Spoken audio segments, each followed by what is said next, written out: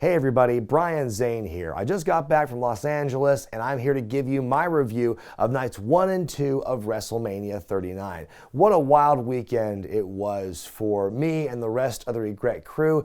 As you might be able to detect, my voice still very much in recovery mode from all that went down this past weekend. There was so much to talk about, so much to show you all, and there will be a vlog in the coming weeks to cover all this and show you what happened. But I just want to let everyone know. I know a lot of people had questions about this particular incident, and I just want to let everyone know, for the record, that I beat Simon Miller. You heard me, folks. It was on Sunday afternoon at Temple Beth Am, Mitzvah Mania, put on by Second Wrestling, and it was me who delivered the ultimate down to Simon Miller, pinning his shoulders to the mat for the 3 count and winning the match for me and my squad of McAfee Warriors. Simon, you talk a good game, you have a great look, you're very strong, but you know what? Maybe better luck next year, because at the end of the day, it was the influencer who put you away and proved to everybody that I am the superior wrestling YouTuber. Okay, but enough trash talk out of the way, folks. Let's get that out of the way and put it to the side for now, because we have to talk about what went down at WrestleMania. And Lord knows there's a lot of stuff to talk about what happened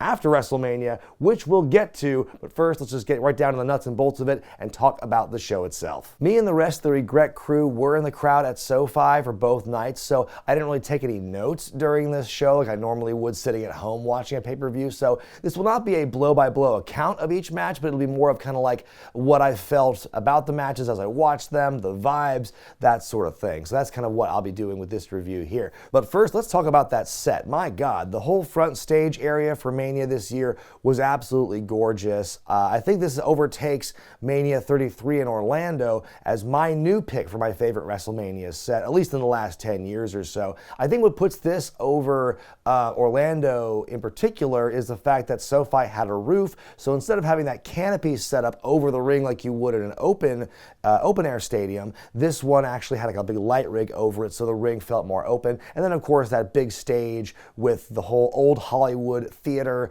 aesthetic was so pretty, so well done. It was a beautiful set, to be sure. The show officially begins with Snoop Dogg and The Miz, the co-hosts of WrestleMania, opening the show, getting the crowd hyped up. We'll see them periodically throughout the weekend. Then our opening matchup sees John Cena challenging Austin Theory for the U.S. Championship. First time since Mania 20, Cena has opened a show for this championship. And first you got Theory coming out making his entrance. We get a big kind of PSA for Make-A-Wish, and then we see a bunch of Make-A-Wish kids on the stage, and their dream was to be at WrestleMania. John Cena comes out and celebrates with them before he runs down to the ramp in the ring. Man, if you wanted to make me cry in the first 5 minutes of a pay-per-view, this was the way to do it. I got a little choked up seeing that stuff, I'm not gonna lie. And I'm not sure how much of the Make-A-Wish segment directly impacted this, but you would have to go back in time to maybe late 2003 to hear an audience be as vocally unanimously pro-Cena as they were once the bell rang for this matchup, because boy, they were cheering everything John Cena did,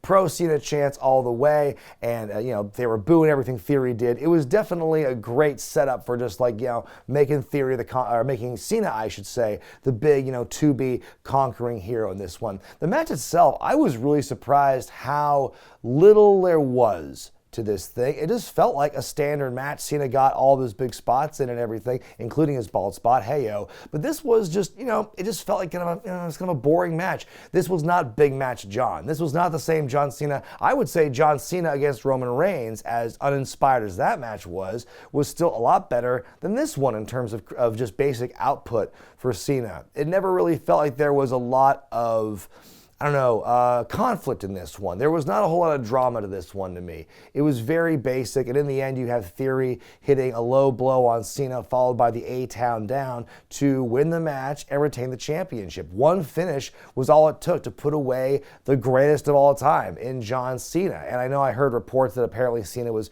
really phoning it in for this one, so take that for what you will. But the match was it definitely got the crowd hyped up. They were loud, they were vocal, which is what you want. The match itself, I mean, I didn't think that Cena was going to win. I was surprised at how easy it was for Theory to win and retain.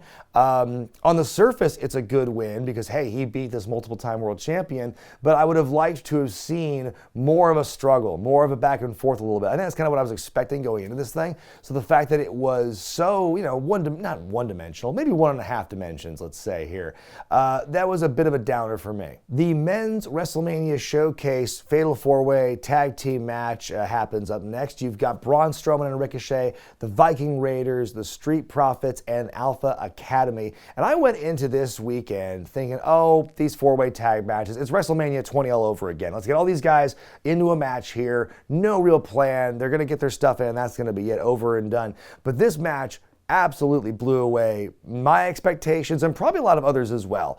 I think in a different time period, this match would absolutely be boring filler, but they made the most of their minutes. All 8 of these guys did some crazy stuff, some amazing spots in this match that just kind of kept you just like going, wow, I can't, oh, they did that, oh, they did that. There was so little time to breathe in between a lot of this stuff. Even Braun Strowman took to the air on more than one occasion, and it was a lot of fun. Strowman as Ricochet's partner was a great contrast and a great setup for the wild shit that Ricochet did in this matchup. Like Strowman doing the Strowman Express, the choo-choo spot around the ring, followed up with Ricochet doing the springboard shooting star off the top onto the floor, was insane. Ricochet wants to do another shooting star press, but he's caught with the knees up by Angelo Dawkins. Montez with the big frog splash onto him. Big Ricochet sandwich. That looked brutal. And ultimately, the Street Profits win this one. This definitely, like I said, far exceeded my expectations. It was a showcase in every sense of the word, and I think all 4 teams really benefited from this one. I think, again, this is one you could have easily forgotten about or just kind of put like, it's just there to fill up time and add bodies. But man, each one of these guys made the most of it. Oh yeah, I can't forget Chad Gable doing the German suplex, the deadlift German to Braun Strowman. That was also impressive. When guys weren't flying, you had smaller guys picking up bigger guys, and that was also incredible. So fair play to all of them. This was definitely an unexpected highlight for me on this night. Moving on to our next matchup here, as the birthday boy on Saturday, Logan Paul took on Seth F. Rollins. Logan recreating the Shawn Michaels WrestleMania 12 entrance to a degree by doing a very slow, comfortable-looking zipline ride down to the ring area, all while a Prime Energy drink bottle mascot makes its way to the ring, probably to cover for Logan getting all the rigging off of his body during that time period. And then Seth Rollins comes out with a big, there's a conductor who comes out and conducts the audience members to sing his theme. Seth comes out in a giant, those aluminum foil blankets you wear to like prevent hypothermia when you're hiking or something? That's what it looked like to me to see Seth in this all red foil gown or puffy, whatever he was wearing. It was insane. Takes that off to reveal some like Jeff Jarrett straps, which he then removes immediately. Why would you have that on if you're just going to take it off like after 5 seconds? I didn't quite understand that. The match begins here, and it's really well done. I think, like I said in the preview for this matchup, that I think Logan Paul is gifted enough athletically and smart enough to be able to go along with that, WWE style. And Seth Rollins is experienced enough that he could probably, wrestle a broomstick, as they say, in a match such as this. And I think that he and Logan carried each other really well in this matchup. There was good excitement. I don't think there were any botches in this that I could see. It was just a very well executed matchup, and it told a really good story. The story here of Seth doing the stomp on Logan's hand on the steps, the same hand that he knocked Seth out with, in the weeks leading up to this, I thought was really well done. The thing about Logan Paul is so good is, and really what puts him above other like outsider or celebrity wrestlers we've seen over the years, is that Logan really understands the selling aspect of it. Like everything he did, you saw the anguish in his face and the time he took between every move involving his hand to really reiterate the sell and how devastating it was. So I think he's got that down so early on, 5 matches in. It's really impressive to see. A long way through the match here. By the way, so the Prime bottle is there for the whole matchup, but really doesn't become a factor or really isn't seen until maybe 2/3 of the way in this matchup. On the outside, the bottle pulls Seth out of the ring and then reveals himself to be KSI, who, showing my age here, showing my ignorance to greater pop culture, I don't know who that guy is, but he's a friend of Logan Paul's. That much I understand. And so he helps Logan beat up Seth for a bit. They put him on the table. KSI's got the phone. He's going to try and live tweet or do an Instagram thing about, hey, look at what we're doing. But then Rollins pulls pulling him onto the table. Logan with the big splash through the table. That was amazing. I loved that move so much. And the fact that, KSI was still on the ground, his bottle was flattened like it was just a bottle that had been stepped on, was so cool to see. And it was a really fun spot. And I think the fact that these guys were able to make fun of themselves in that moment, I thought was also really well done. There's a pedigree and a kick out. Logan hits Seth with a go to sleep. He goes up top for a coast to coast, presumably, but Seth intercepts him with a super kick, hits the stomp to win the match. And again, great stuff by both guys here. I think that this was one that I kind of penciled in as going, oh, this could be one of the top matches of the night. And I think it definitely lived up to that hype. I think these two guys definitely understood what they had to do.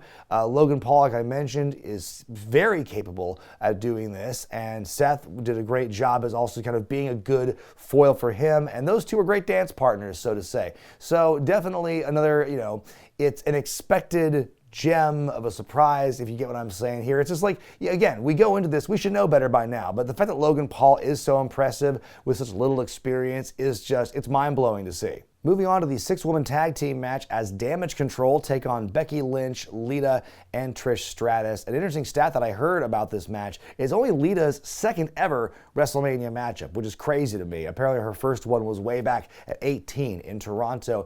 This match was okay. I don't really have too many big notes about this or big takeaways. One thing I thought was really cool though about this match was there's a little thing here where Lita's in the corner and she does this kind of climb up into a head scissors thing. It's very unorthodox, but like me and Levi, we were watching that, we both went, oh, that's a Sheik move, because Dark Sheik from Hood Slam is a friend of Lita's, and we've seen this in some behind-the-scenes footage where Sheik has trained Lita in getting back to the ring and stuff, so that absolutely is a move that she does, and I think it's really cool that Lita does a little bit of a shout-out to Dark Sheik there with that move. In the end, the Legends get their moves on Sky and Kai. There's a Twist of Fate, there is the Chick Kick, Lita with the moonsault on both Dakota and Io. I tell you what, even in her prime, her moonsault's always terrified me. So every time she does it now, in later years, I'm like, oh my God, this could be the one. But nope, she was fine. It was a good moonsault. And then Becky with a second rope manhandle slam on Bayley to win the match for her team. Like I said, this match was okay. It was what it was. We never really got a lot of good heat in the build to this matchup.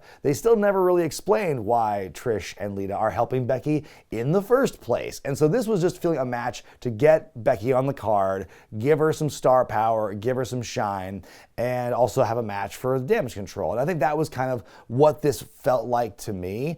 And it's basically what it was. And, it's unfortunate that Damage Control took another loss. There are rumors that Bayley is done with the company, which is a little disappointing, but I think that whatever happens with that happens. This match itself, I thought it was just a fine match. It was really, it was good to see them do so well. It wasn't a terrible match. It was just fine. Then we go to our next matchup, one of the most emotionally charged matches of the weekend as Rey Mysterio takes on Dominik. And now this is buttoned up with one of the most inappropriate sponsorships of all time. Cinemoji Toast Crunch with this thing. Look, there's ads all over this show from beginning to end. There's ads at the beginning. There's ads in between entrances. There's ads on the apron and, in the barricade. There's ads after hype packages.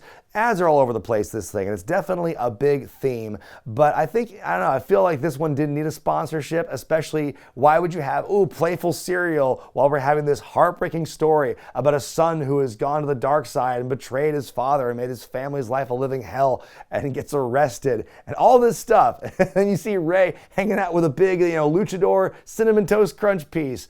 There's so many conflicting vibes and emotions going on with this thing. But let's talk about the entrances, though. Dominik had a badass entrance here. Comes out first, we get the footage of him being released from prison, gets the police escort. He comes out with the handcuffs and he's got the old purple Rey Mysterio mask on. And he gets uncuffed and made to the ring. What a badass entrance. Then Rey Mysterio, not to be outdone, has not one, not two, but three different songs he comes out to. He's played out to Nothing But a G-Thang as Snoop Dogg rolls in with him on a low Rider. Eddie Guerrero's music plays for about 30 seconds, and then Ray's own theme plays. So he's definitely getting the big star treatment for this one as he hangs out with that piece of giant cereal. And of course, this match, another really well done matchup in terms not just the physicality, but also the story they were telling. You know, Dominik being the larger individual, kind of beating his dad down.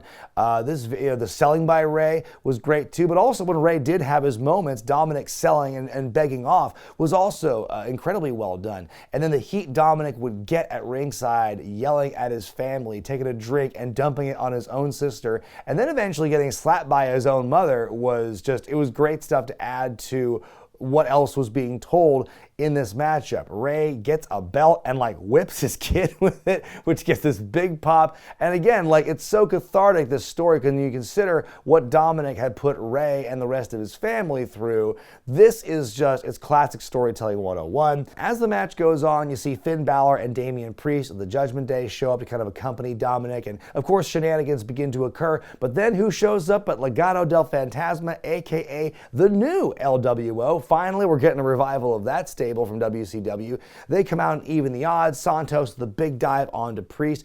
Dominik hitting his own dad with a 619 and the frog splash, but is still not able to get it done. Dominik grabs a chain that was in Damian Priest's jacket, but Bad Bunny, who is at ringside doing commentary on the Spanish announce team, he prevents that from going down. Ray hits a 619, the frog splash of his own to win the matchup. This was, again, very fun match, very well performed. And there were a lot of moving parts in the latter half of it, with the Judgment Day, with Legado del Fantasma, and then with Bad Bunny at the end. But it didn't feel overbooked. It felt like there was, like, you know, everything here had a purpose. And also with Aaliyah and Angela, the daughter and wife of Rey Mysterio. A lot of stuff, a lot of characters in this matchup here. But it all made sense. What we saw with LWO made sense to the story from what we saw on Smackdown the night before.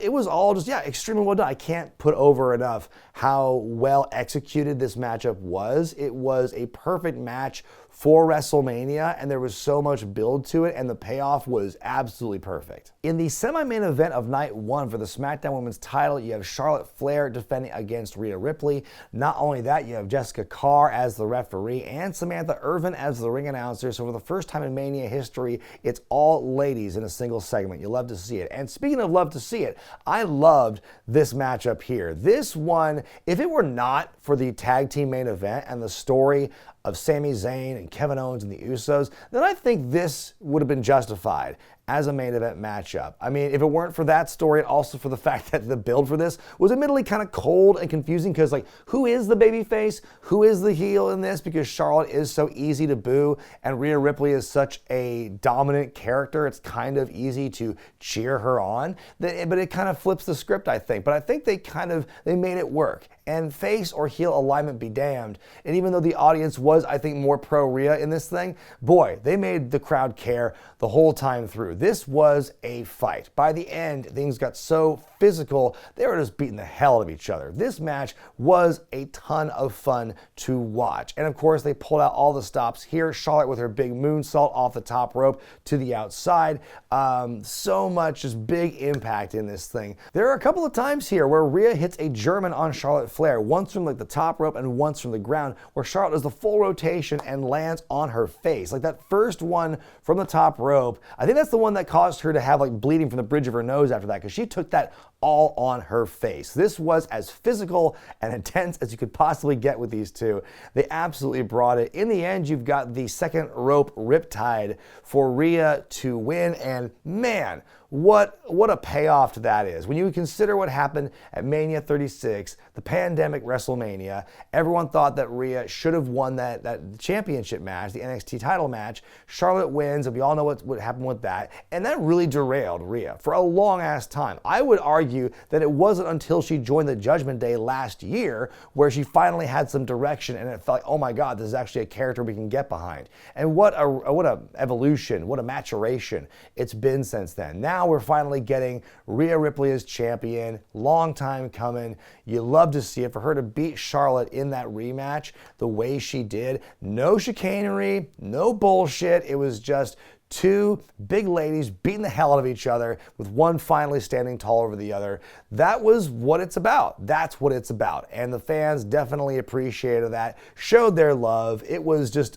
so cool to see Rhea get that win. You could see that she was affected by it too, and she gets the big pyro. I wish they didn't have to have the cut to Charlotte going, "Oh, you got me, kid," making the boo-boo face and everything, because we've seen that a lot with Charlotte. But I think that besides that, though, I think it was, a darn good match. And like I said, if it weren't for the next match, the next official match, I should say, then this could have easily been main event. There's a short and sweet backstage promo from Austin Theory, rubbing it in Cena's face that he beat him. Then we go back to the ringside area where Snoop and Miz are there once again. Miz says he had an open challenge, but nobody responded to him for this night. Suddenly, here comes Pat McAfee. First time we've seen him since the Royal Rumble. Michael Cole, once again, surprised by this seemingly. And then he wants to answer the open challenge. He wants to fight Miz at Mania since he is in his WrestleMania tank top. And of course, the dog father of WrestleMania, Snoop, makes it official. So Miz has got to wrestle in a very nice suit as he gets beat up by McAfee, pillar to post for a bit. We see NFL player George Kittle at ringside before this matchup here begins,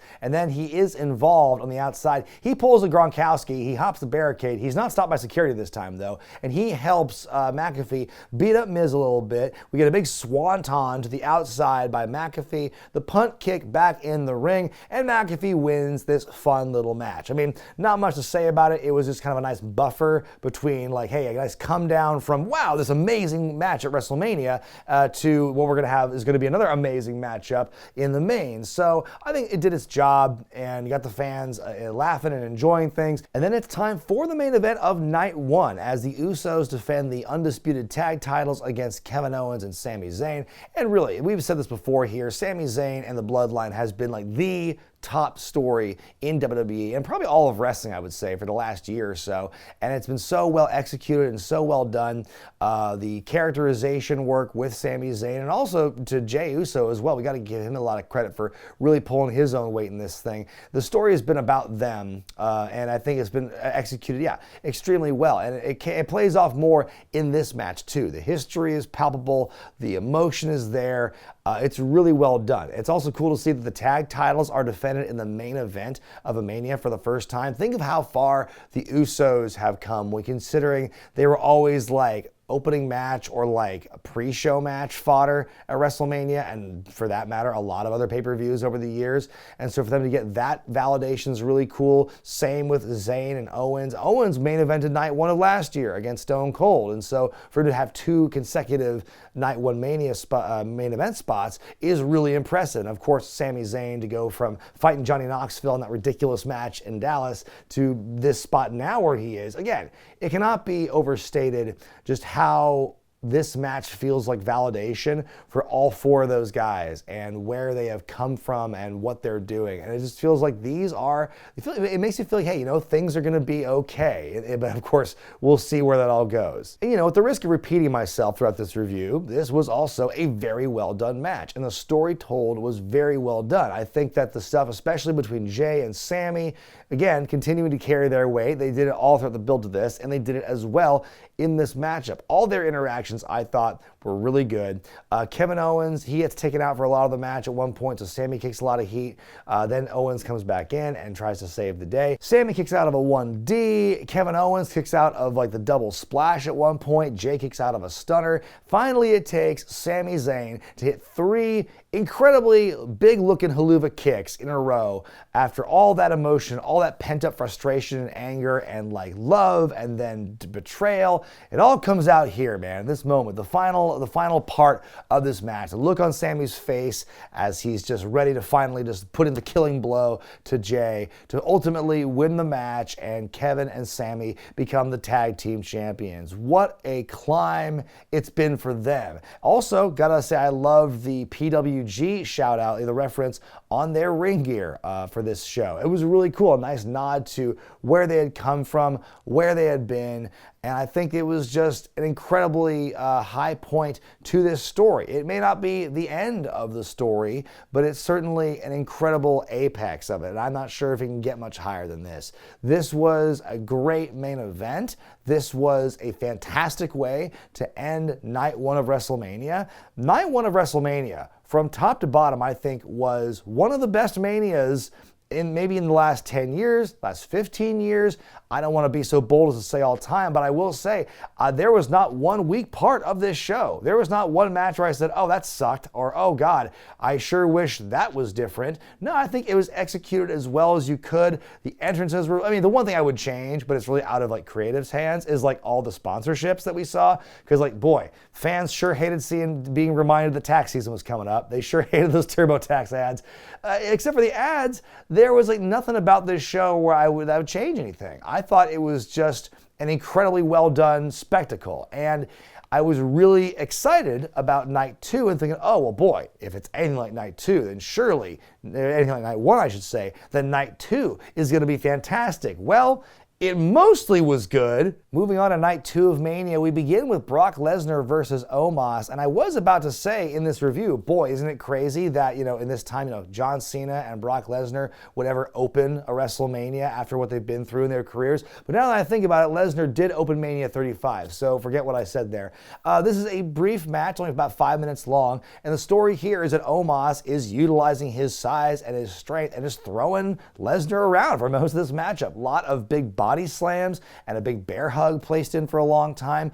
Lesnar does get those German suplexes off eventually, and when he does, the fans explode. Like, they wanted to see that, and he did. I think Lesnar getting thrown around was really impressive. Like, no one really does that. So to see him play the smaller man and to sell that as well as he did, again, this is something that I think people forget about with Lesnar. As dominant as he has been over the last several years and how he's been portrayed, he's always been really good at like selling for his opponents, whether they are smaller than him or in this case of Omos being bigger than him. I think he understands like how to make them look really good through selling, and so more of the same here with Omos. Omos looks great in this match ultimately, but in the end you've got Lesnar firing up with those Germans. He goes for an F5, his back gives out, but he does able to get him up again, hits the big F5, the single one, and that's all it takes for Lesnar to win. And that was, again, it was a fun match. It was what it needed to be. I was glad that 5 was all they gave him, and I think they did really well with their time. Like I said, Omos, I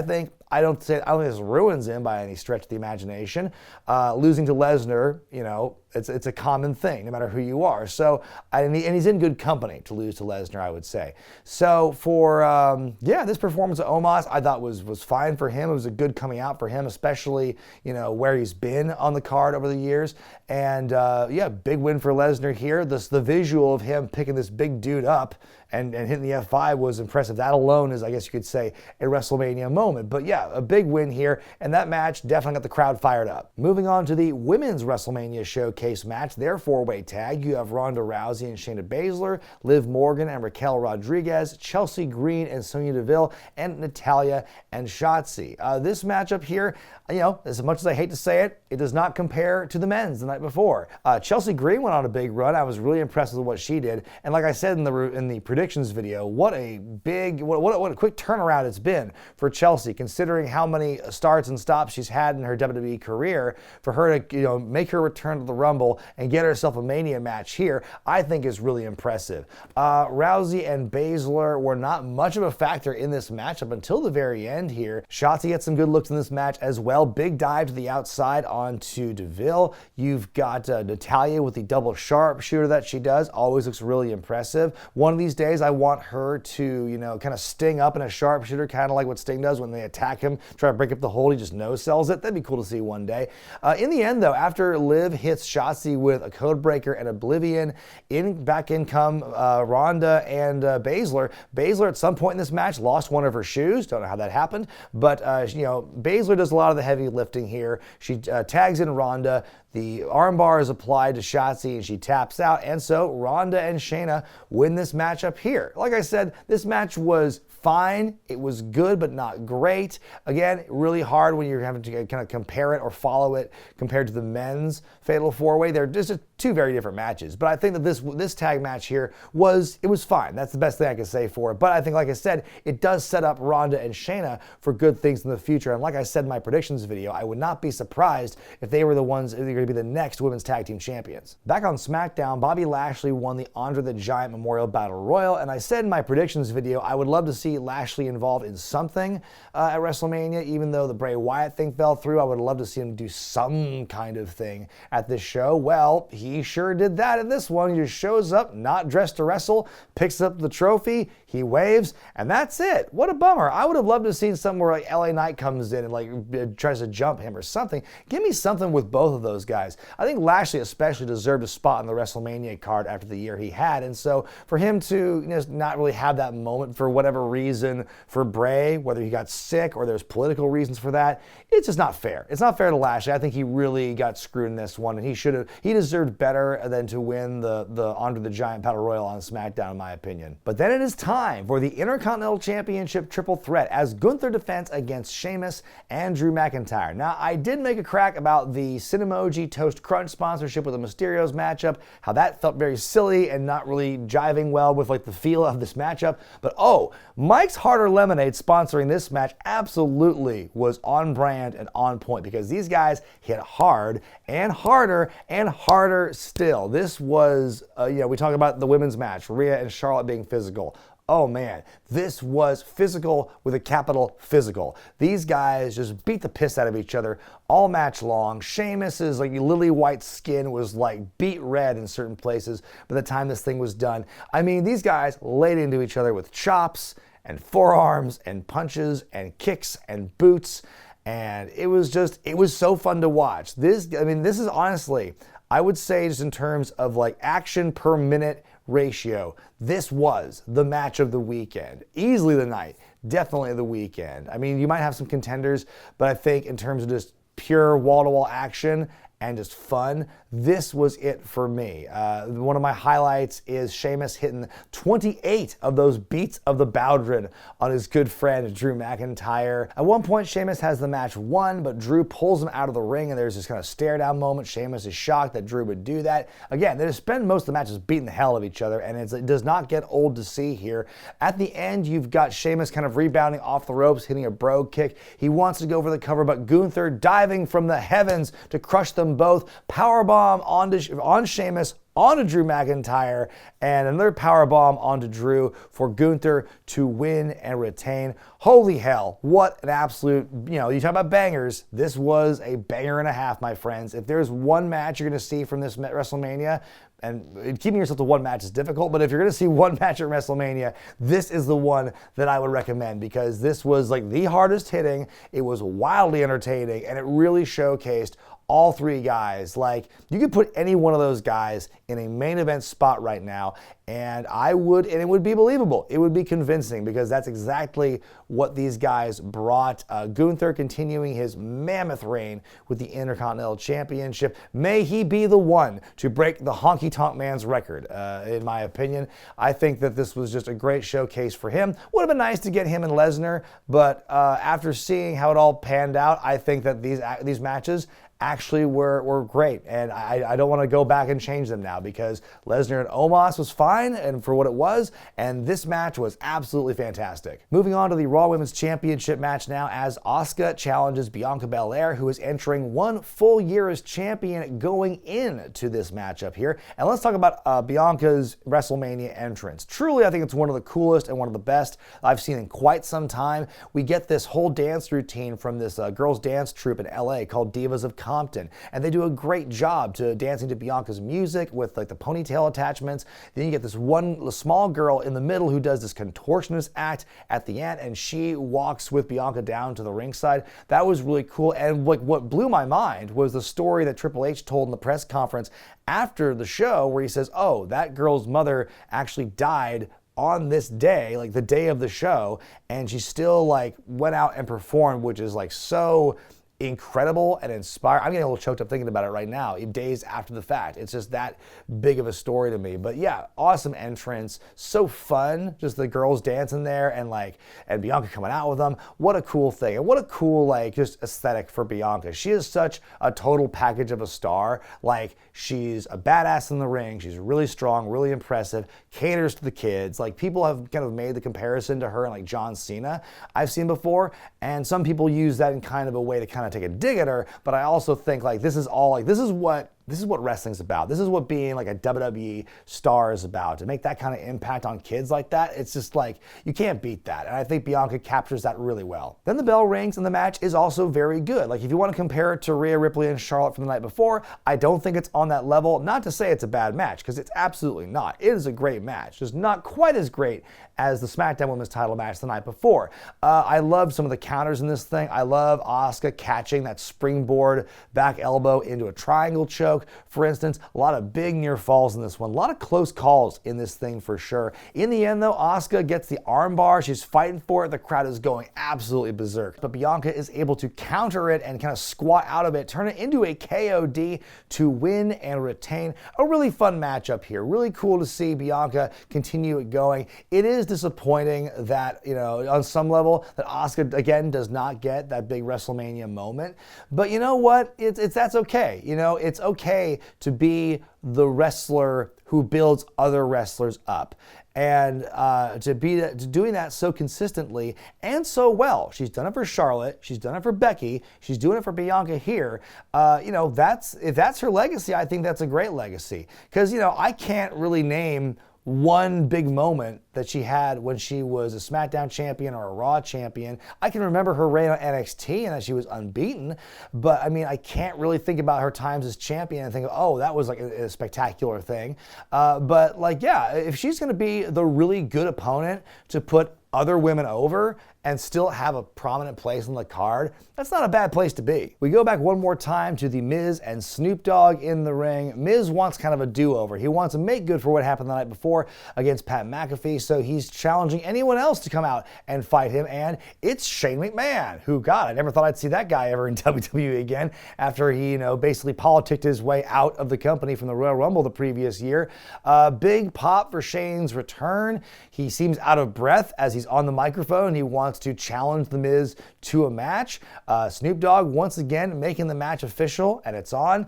Shane gets his punches in, takes Miz, shoots him off the ropes, goes for a leapfrog, tears his quad. What a bizarre moment that was to watch. Comes down, tries to get up, falls, everything stops. And then the camera's just on The Miz for a while, and that's how you know, oh, this is for real, because otherwise they would show Shane, and they're not.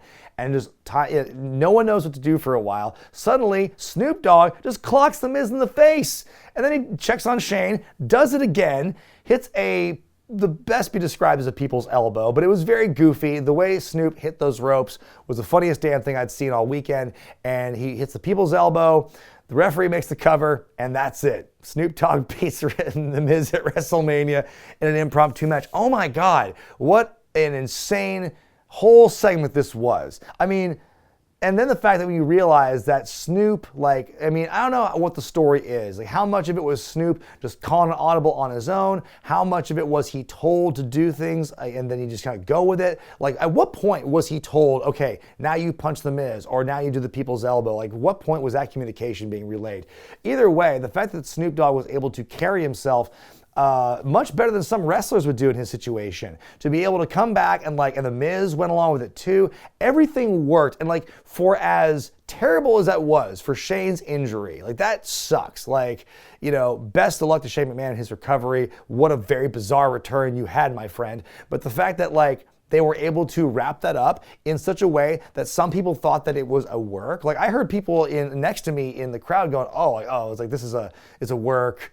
And then Snoop comes in and cleans it up. It was as close to looking like one as possible without it being a work. It was so well done to recover from that. That alone is its own WrestleMania moment. Shane going down with an injury, Snoop Dogg making the save the day. Thank goodness Snoop was there, because what the hell were they going to do otherwise? How would you have ended that segment afterward if there was no Snoop to save it? Miz would just put one foot on Shane and one. That would have been kind of a downer, but oh my God, that was Boy, that was just a wild-ass moment, and it's immortal. Okay, I'm going to take a little break in the recording here to show you all Riley, because she decided to invade the shoot. Here, let's get her in the shot. There she is. Hello, this is Riley. Oh, I love you, Rai. I'm so happy to be back home. And have you give me mouth kisses? Oh, yes. Heck in a Sec up next as Finn Balor takes on Edge. Actually, that's not quite accurate. It was the Demon Finn Balor who took on Brood Edge. That was the name he came out to with that opening graphic. The Ring of Fire. Edge comes up with the helmet covered in mirrors. That was crazy to see. Comes out to Slayer for a bit. No Gangrel. That was a bit disappointing. I know that was a rumor for a while that Gangrel was going to be part of the entrance for Brood Edge, but not the case here. Maybe they couldn't find a mirror helmet in his size or whatever. But the match begins, and we immediately go to the weapons. There's there's chairs, there's kendo sticks, there's obviously the cell itself is being used here. It's a very big physical matchup here. They're beating the hell out of each other.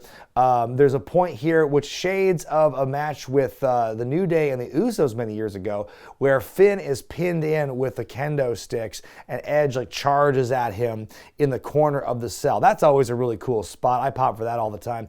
And then you've got a big kill switch by Edge as well. A little shout out to Christian Cage, his good friend. Edge at one point bringing a ladder out from under the ring. He hucks it at Finn's head, and that causes a gigantic gash to open up in the top of Finn's head. It's kind of hard to see because he's got the red face paint on, but you can see on the canvas, he is spilling blood. It is really bad. And so the referees have to come in and stop this and check on him, because it's not just a little cut to the forehead. This is a giant gash over his head. And if you see the picture on social media, you'll see what I'm talking about. There's a reason they had to go in there and staple the wound shut. It was pretty scary. And I tell you what, between that and Shane's injury happening back to back, I'm like, suddenly this show has gotten completely off the rails and WrestleMania just might be cursed. I would understand, because again, this was an extenuating circumstance. This was a very gruesome cut.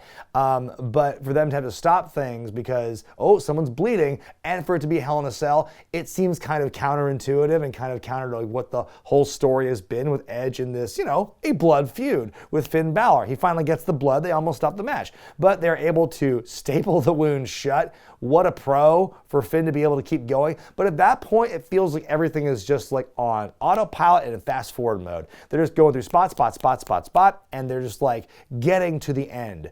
As they wrestle for another several minutes after that. So again, credit to Finn for continuing on the way he did. But at that point, it just felt like they were in a different level after that. It just, the emotion, I don't know, it was just me as a viewer or just what we saw in the ring, but it just felt like a lot of the oomph was gone after that thing kind of derailed it.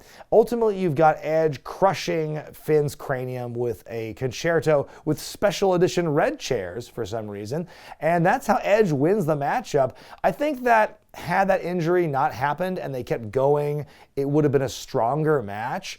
And in the end, it was pretty good for Hell in a Cell. It wasn't an amazing matchup by any stretch, but it was a good feud ender. Then it's time for the main event for the undisputed WWE Universal Championship as the Tribal Chief Roman Reigns defends against the American Nightmare Cody Rhodes. Sorry, I've been watching a lot of WCW in 2000, so I'm still a bit stuck in that mindset. But anyway, Cody makes his way to the ring for his entrance. He stops at ringside to hug his wife Brandy, to hold their child, which is a really cool moment. You can see Cody getting emotional about that. Then he takes off his weight belt and hands it to Brody Lee Jr., -1. He's there at ringside watching, and that was such a cool moment there. It was really cool to see Brody get that love and get that appreciation, being handed the big weight belt by Cody. And by the way, really cool show of appreciation by Cody, because in that weight belt, they has inscribed all the different companies in the Indies and Impact and Ring of Honor that he worked for between his stints in WWE. Really class act by Cody there.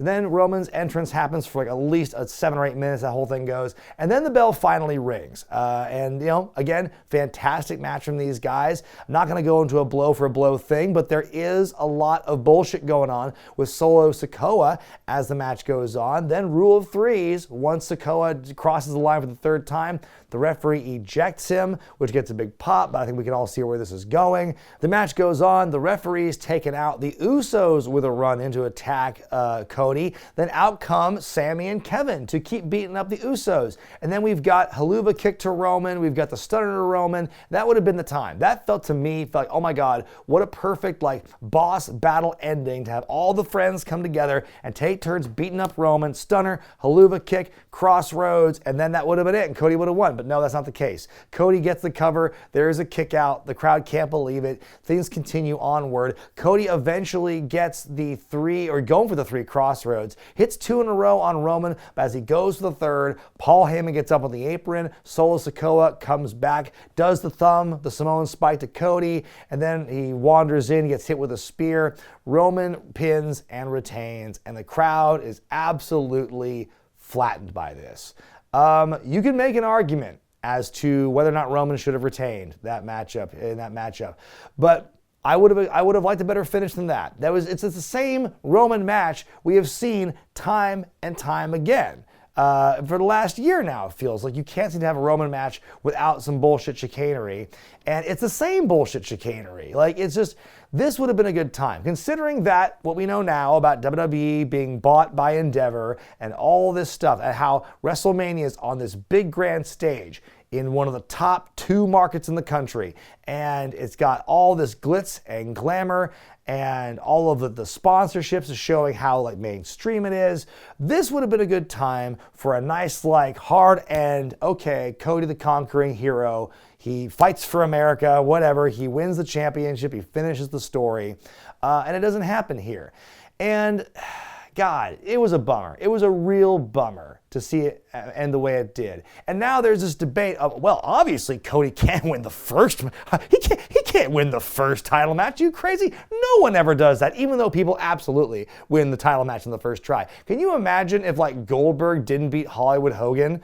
You know, he had to fight more to get the belt? No, that would have been absolutely stupid. Can you imagine if Batista lost the first match of Triple H and didn't win the championship at Mania 21? That would have also been stupid. Same with John Cena that same year. There's so many chances, so many pieces of evidence that show, yeah, sometimes the hero winning the first matchup works. And it would have been fine. It would have been absolutely okay for Cody to win because of just the importance and the significance of the story.